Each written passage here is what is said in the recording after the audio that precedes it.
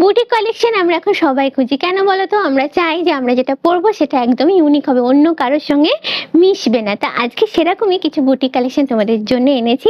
এটা যেটা আমি হাতে নিয়ে আছি এটা হচ্ছে একটা মাল কটন। মেনলি এটা কটনের ওপর হয়, একদম পিওর কটন, একদম সফট। দেখো আমি হাতে নিয়ে দেখাচ্ছি।